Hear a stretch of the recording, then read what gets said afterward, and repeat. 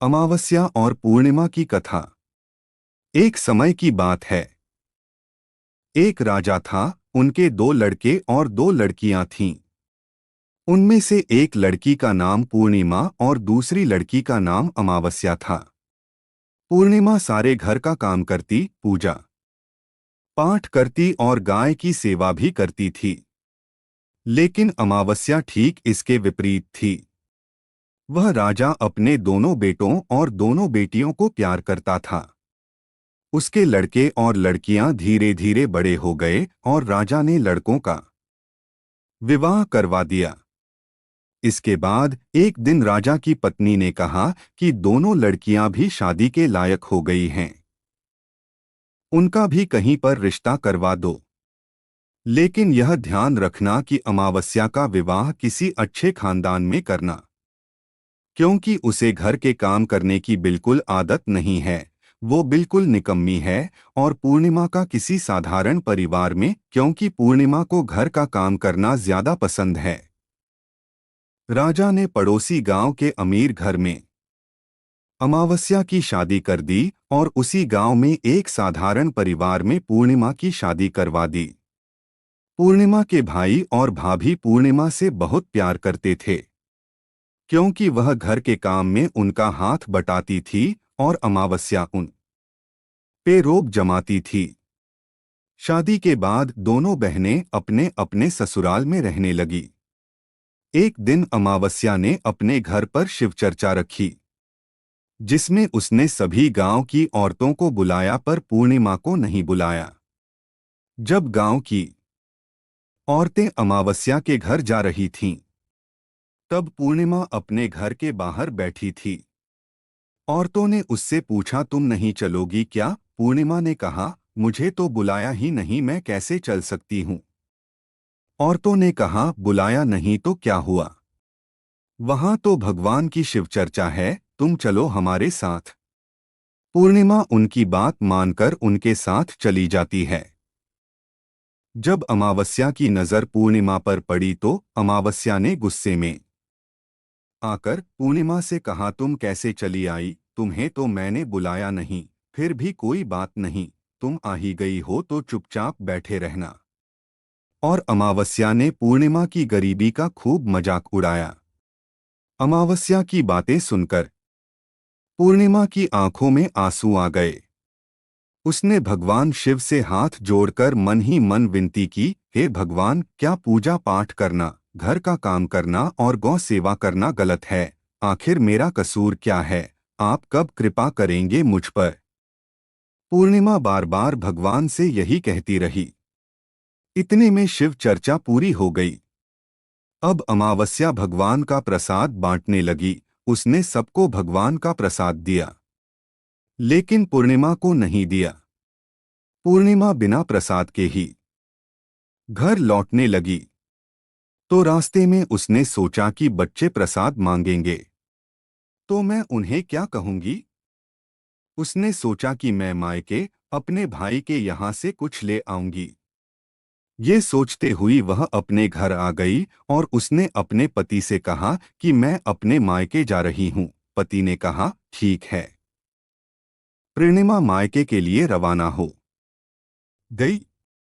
रास्ते में एक चबूतरे पर तुलसी का पौधा लगा हुआ था और उस चबूतरे पर एक बूढ़ी औरत बैठी हुई थी। वह कोई और नहीं, साक्षात तुलसी माँ थी। उस बूढ़ी औरत ने पूर्णिमा से कहा, बेटी तुम कौन हो, कहाँ जा रही हो? यह तुलसी का पौधा सूख रहा है, इसमें थोड़ा पानी डाल दो और इस चबूतरे को साफ कर दो, इससे मुझे थोड़ी ठंडक मिलेगी। तब पूर्णिमा ने तुलसी में पानी डाला, चबूतरे की साफ सफाई की और उस औरत के पैर भी दबाए। फिर उसने कहा, कुछ और काम है माँ जी? औरत ने कहा, कुछ नहीं, अब तुम जाओ और वापस आते समय मुझसे मिलकर जाना। तब पूर्णिमा वहां से रवाना हुई। रास्ते में एक शिव मंदिर आया, वहां पर एक बूढ़े बाबा मिले। वह कोई और नहीं, साक्षात भगवान शिव थे। उन्होंने पूर्णिमा से कहा, बेटी इस मंदिर की साफ सफाई कर दो। पूर्णिमा ने उस मंदिर की साफ सफाई कर दी और पूजा पाठ करके कहा, और क्या काम है बाबा? बूढ़े बाबा ने कहा, और कुछ काम नहीं है बेटी, अब तुम जाओ और वापस आते समय मुझसे मिलकर जाना। पूर्णिमा वहां से निकल गई। वहां से निकलकर चलते चलते काली मां का मंदिर मिला। वहां बैठी एक बूढ़ी औरत ने पूर्णिमा से कहा, बेटी यहाँ पूजा पाठ करने तो सब आते हैं, लेकिन मंदिर की साफ सफाई कोई नहीं करता है। इसलिए इस चबूतरे और मंदिर की साफ सफाई कर दो। पूर्णिमा ने कहा, ठीक है माँ जी। पूर्णिमा ने चबूतरे और मंदिर की साफ सफाई करके पूजा पाठ किया और माता का श्रृंगार किया और वहां से जाने लगी। उस बूढ़ी औरत ने कहा, अब तुम जाओ और वापस आते समय मुझसे मिलकर जाना। पूर्णिमा अपने मायके की तरफ चल दी। थोड़ा चलने के बाद नदी के किनारे एक बूढ़ी औरत मिली। वह साक्षात गंगा मैया थी। उस बूढ़ी औरत ने कहा, बेटी इस नदी पर स्नान करने तो सब आते हैं, लेकिन यहाँ साफ सफाई कोई नहीं करता है। तब पूर्णिमा ने घाट की साफ सफाई अच्छे से की और जब वह जाने लगी, तब उस औरत ने कहा, बेटी वापस आते समय मुझसे मिलकर जाना। इसके बाद पूर्णिमा नाव में बैठकर नदी के दूसरे किनारे पर उतर गई और अपने मायके पहुंच गई। पूर्णिमा के भाई और भाभी उसे देखकर खुश हो गए और उन्होंने पूर्णिमा से खूब बातें की और कहा कि बच्चों को भी साथ लेकर आती तो अच्छा लगता। सुबह जब पूर्णिमा ने अपने ससुराल जाने के लिए कहा, तो भाइयों ने उसे एक लाल साड़ी और एक थैले में बच्चों के लिए कपड़े और खाने पीने के कुछ सामान रख दिया और कहा कि वापस जल्दी आना। इसके बाद पूर्णिमा वहां से रवाना हुई और उसी नदी के किनारे पर पहुंच गई। पूर्णिमा को वही बूढ़ी मां मिली जो साक्षात गंगा मैया थी। उन्होंने पूर्णिमा को एक थैला दिया और कहा कि तुम इस थैले को अपने घर ले जाकर ही खोलना। पूर्णिमा ने कहा, ठीक है। आगे चलकर वही काली मां का मंदिर आया। वहां भी उस बूढ़ी मां ने पूर्णिमा को एक थैला दिया और कहा कि इसे घर जाकर खोलना। पूर्णिमा वहां से रवाना हुई और आगे चली तो भगवान शिव का मंदिर आया। वहां के बूढ़े बाबा ने भी उसे एक थैला दिया और कहा कि अपने घर ले जाकर खोलना। आगे चलने पर तुलसी मां के पास बैठी हुई बूढ़ी औरत मिली। उसने भी पूर्णिमा को एक थैला दिया और कहा कि इसे घर जाकर ही खोलना। अब पूर्णिमा के पास 5 थैले हो गए। इन सब थैलों को लेकर पूर्णिमा अपने घर चली आई। पूर्णिमा ने सबसे पहले अपने मायके का थैला खोला। उसमें बच्चों के लिए अच्छे अच्छे कपड़े और खाने पीने की चीजें थी। उसने अपने बच्चों को नए नए कपड़े दिए और खाने पीने की चीजें दी। तब बच्चे बहुत खुश हुए। अब पूर्णिमा ने दूसरा थैला खोला जो उसे गंगा मैया ने दिया था। उसमें सोना और चांदी भरा हुआ था। फिर उसने तीसरा थैला खोला जो उसे काली मां ने दिया था। उसमें 16 श्रृंगार का सामान भरा हुआ था। अब उसने चौथा थैला खोला जो उसे भगवान शिव ने दिया था। उसमें धन संपत्ति भरी हुई थी। इसी तरह उसने पांचवा थैला खोला जो तुलसी मां ने दिया था।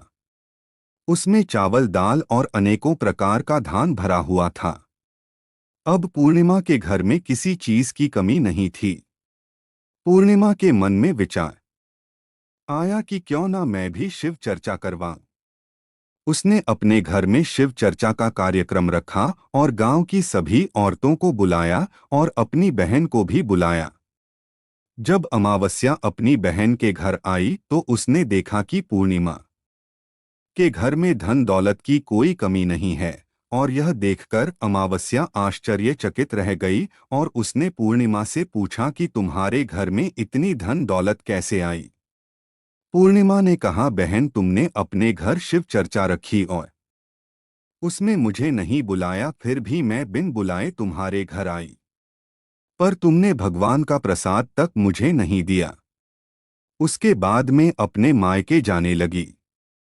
इसके बाद पूर्णिमा ने रास्ते में जो कुछ भी घटना हुई वह सब अमावस्या को बता दी। तब अमावस्या ने पूर्णिमा से कहा कि तुम भी मुझे प्रसाद मत दो और मुझे डांटो। लेकिन पूर्णिमा ने कहा, यह तो भगवान का प्रसाद है, यह तो मैं सबको दूंगी और तुम्हें भी दूंगी। फिर भी अमावस्या ने प्रसाद नहीं लिया और सीधे अपने घर चली गई।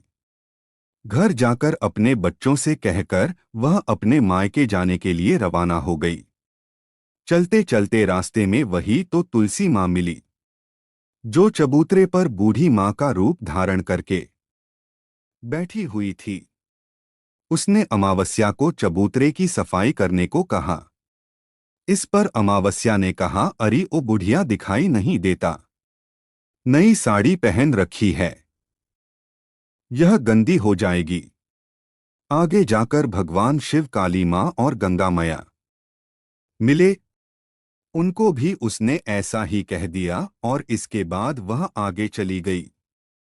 पर नदी किनारे लगी नाव में जैसे ही बैठी, उसमें रखे फूल कांटों में बदल गए, जो उसके पैरों में चुभ गए। किसी तरह वह दूसरे किनारे पर उतरकर अपने मायके चली गई।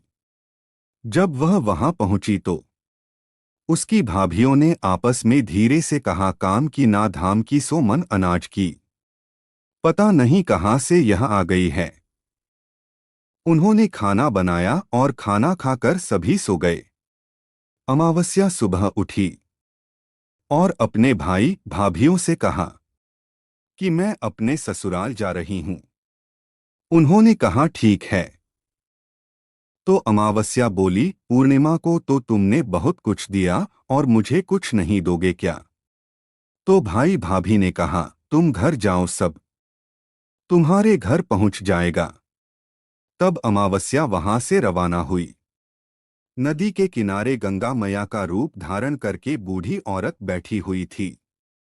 अमावस्या बोली, आपने पूर्णिमा को तो बहुत कुछ दिया था और मुझे नहीं दोगी क्या? और तो बूढ़ी औरत ने कहा, तुम घर जाओ, सब तुम्हारे घर पहुंच जाएगा। इसके बाद काली माँ, भगवान शिव और तुलसी माँ ने भी उसे यही कह दिया। जब अमावस्या अपने घर पहुंची तो आंगन में 5 थैले रखे हुए थे। उसने अपने मन में सोचा कि आज तो मैं निहाल हो गई। उसने जल्दी जल्दी से सभी थैलों को खोला। तो किसी में मिट्टी, तो किसी में पत्थर, तो किसी में कंकर कोयला था। यह सब देखकर उसने अपना सिर पकड़ लिया और कहने लगी है, भगवान, मुझे मायके से भी कुछ नहीं मिला और इन थैलों में भी कुछ नहीं मिला। वह पैर पटकती हुई अपनी बहन पूर्णिमा के घर जाती है और पूर्णिया से कहती हैं कि तुझे तो इतना सब कुछ मिला और मुझे कुछ नहीं मिला। तब पूर्णिमा ने कहा कि मैं जब अपने मायके जाती हूँ तो अपनी भाभियों के साथ मिलकर काम करती हूँ और तुमने कभी उनकी इज्जत नहीं की, इसलिए तुम्हें वह क्या देगी? इसके बाद तुमने गंगा माँ, काली माँ, भगवान शिव और तुलसी माँ को भी ठुकरा दिया, इसलिए उन्होंने तुम्हें कुछ नहीं दिया। अमावस्या बोली, बहन मुझे माफ कर दो, मैंने हमेशा तुम पर अत्याचार किया, इसलिए मुझे कुछ नहीं मिला। कोई बात नहीं, मैं भगवान की भक्ति करके सब प्राप्त कर लूंगी। मुझे भी इसका रहस्य बताओ। फिर पूर्णिमा ने कहा, तुम 3 सूत्र का ज्ञान ले लो। पहले सूत्र में दया मांगना और दूसरे सूत्र में चर्चा करना और तीसरे सूत्र में 108 बार ओम नमः शिवाय का जाप करना। भगवान ने जो यह 3 सूत्र दिए हैं, इनको अपने हृदय में बसा लेना। मेरे पास कुछ भी नहीं था, पर मैंने सच्चे मन से भगवान की पूजा की, इसलिए भगवान ने मुझे सब कुछ दिया और तुम्हारे पास जो कुछ भी था वह भी खत्म हो गया। इसके बाद अमावस्या अपने घर गई और भगवान का पूजा पाठ करने लगी। उसने भगवान शिव से माफी मांगी और गो सेवा करने लगी और दूसरों की मदद भी करने लगी। तो दोस्तों, आपको यह कहानी कैसी लगी? अगर अच्छी लगी हो तो लाइक और सब्सक्राइब करें।